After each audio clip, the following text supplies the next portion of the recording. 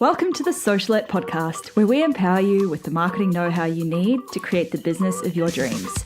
I'm your host, Steph Taylor, and I'm a marketing nerd, Shiraz lover, and passport stamp collector. Join me as I dive into all things small business marketing and deliver them to you in bite-sized, fluff-free lessons every Monday, Wednesday, and Friday. Let's get learning.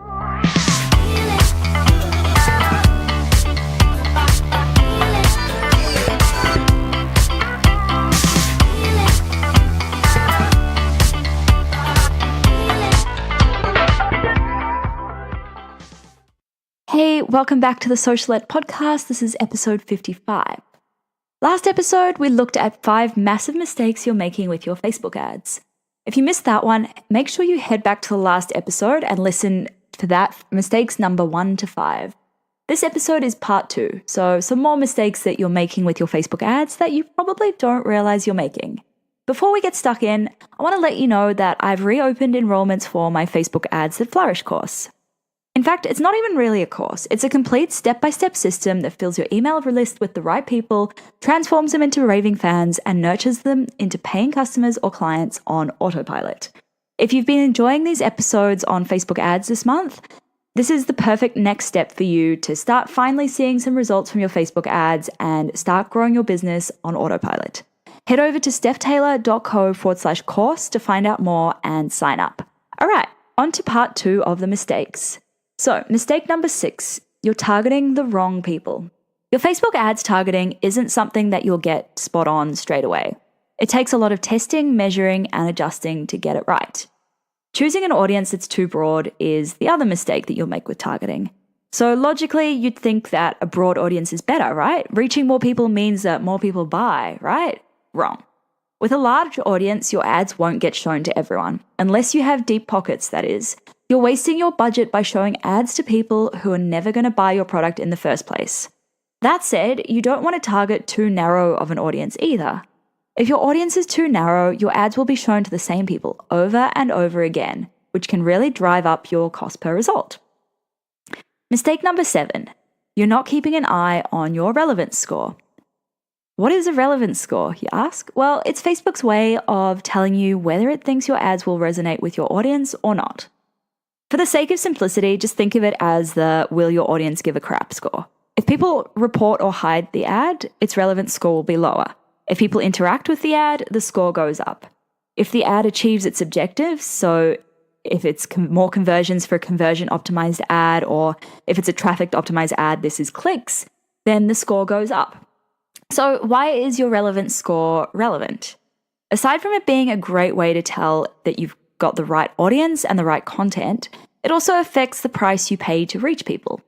Facebook wants to show the right ads to the right people at the right time. So if your ad has a high relevance score, then Facebook shows it to more people at a lower cost.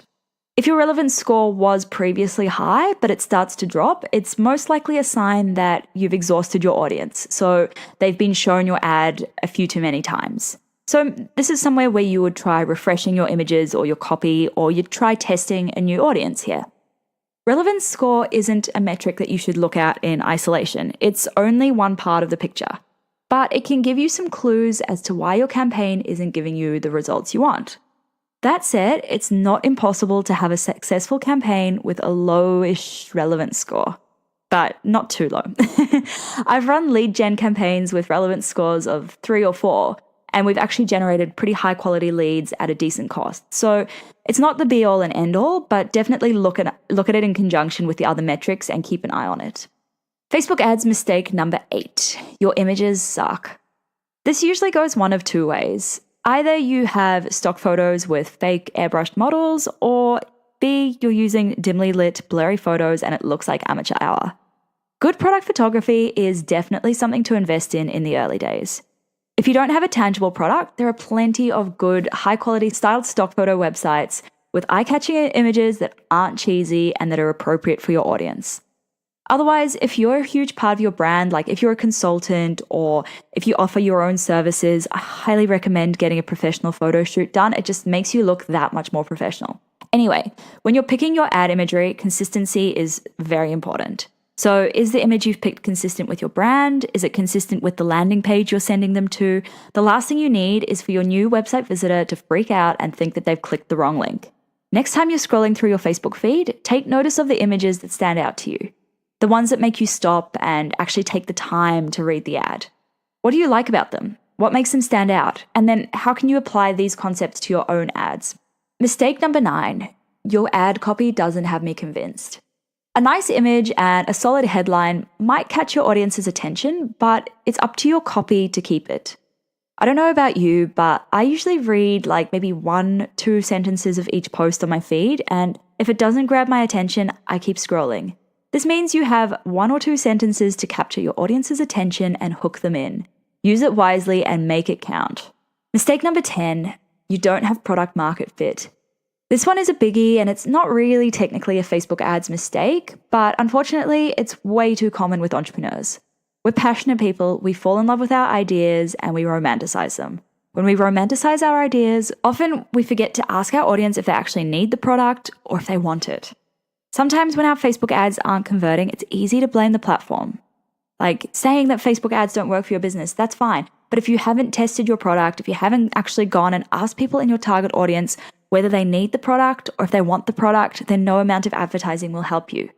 And just a side note here, just because people say they want their product doesn't necessarily mean they'll actually put their money where their mouth is. So just make sure that you have product market fit before you start running ads. You can spend a fortune on advertising, but if you don't have product market fit, then you're wasting your time and your money. That's it for this episode and for the entire Facebook ads series.